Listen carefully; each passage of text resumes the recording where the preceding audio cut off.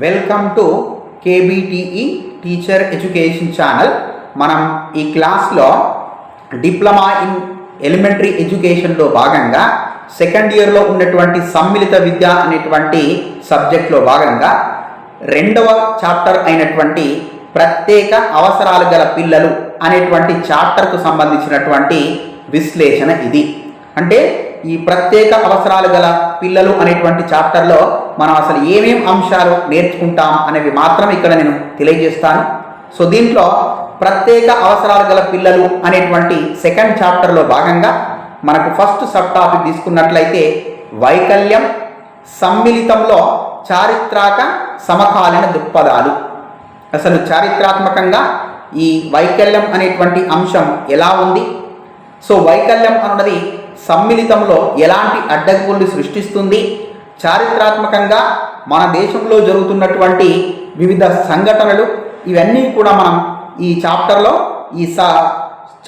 భాగంగా ఈ సబ్ టాపిక్లో నేర్చుకోవడం అన్నది జరుగుతుంది.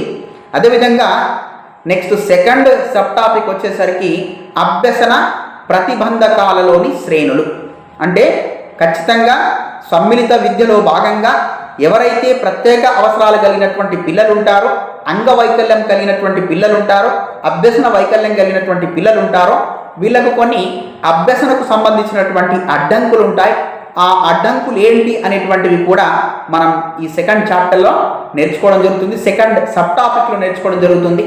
నెక్స్ట్ మూడవ సబ్ టాపిక్ వచ్చేసరికి వైకల్యం అంటే ఏంటి, దాన్ని ఎలా గుర్తించడం, ఎలా మాపనం చేయడం, అదేవిధంగా వైకల్యాన్ని తగ్గించడం కొరకు ఎలాంటి ప్రమేయ కార్యక్రమాలు అనేది మనకు మూడవ సబ్ టాపిక్. ఎందుకంటే అభ్యసన వైకల్యాలను, ప్రత్యేక అవసరాలు కలిగినటువంటి పిల్లల్ని గుర్తించేటువంటి బాధ్యత తల్లిదండ్రుల పైన ఉంది, ఉపాధ్యాయుల పైన ఉంది. కాబట్టి వాళ్ళని గుర్తించాలి అంటే ఏ వైకల్యం ఉందో గుర్తించాలి, ఆ వైకల్యాన్ని మనం మాపనం చేయాలి, దానికి సంబంధించి ఎలాంటి కార్యక్రమాలు తీసుకుంటే వాళ్ళకున్నటువంటి అభ్యసన వైకల్యాన్ని తగ్గించేటువంటి అవకాశం కలుగుతుంది.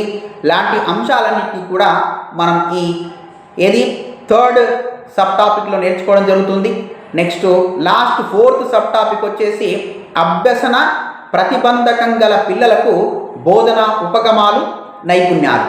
అంటే ప్రత్యేక అవసరాలు కలిగినటువంటి పిల్లలు ఎప్పుడైతే సాధారణమైనటువంటి తరగతి గదిలో ఉంటారో, వాళ్ళకు అభ్యసన పరంగా ఏమన్నా అడ్డంకులు ఉన్నట్లయితే వాళ్ళకు ఎలాంటి ఉపగమాలను ఉపయోగించాలి, ఎలాంటి నైపుణ్యాలు ఉపయోగించాలి, ఆ నైపుణ్యాలు ఏంటి, లాంటి అంశాలన్నింటినీ కూడా మనం ఈ ఫోర్త్ సబ్ టాపిక్ అయినటువంటి అభ్యసన ప్రతిబంధకం గల పిల్లల కొరకు ఉపయోగించేటువంటి ఉపగమాలు, నైపుణ్యాలు అనేటువంటి సబ్ టాపిక్లో నేర్చుకోవడం అన్నది జరుగుతుంది. ఎందుకంటే కాబోయేటువంటి ఉపాధ్యాయుడిగా తరగతి గదిలో ఉన్నటువంటి ఈ ప్రత్యేక అవసరాలు కలిగినటువంటి పిల్లల్ని కూడా సాధారణ తరగతి గదిలో బోధించేటువంటి నైపుణ్యాలు మన దగ్గర ఉండాలి, వాళ్ళపైన ధనాత్మకమైనటువంటి వైఖరి ఉండాలి. కాబట్టి ఖచ్చితంగా అసలు ప్రత్యేక అవసరాలు గల పిల్లలు అంటే ఏంటి, వాళ్ళని ఎలా గుర్తించాలి, వాళ్ళని సాధారణ తరగతి గదిలో వాళ్ళతోటి ఎలా వ్యవహరించాలి, ఇతర విద్యార్థులు వాళ్ళతోటి ఎలా వ్యవహరించాలి, లాంటి అంశాలకు సంబంధించినటువంటి పరిజ్ఞానం ఖచ్చితంగా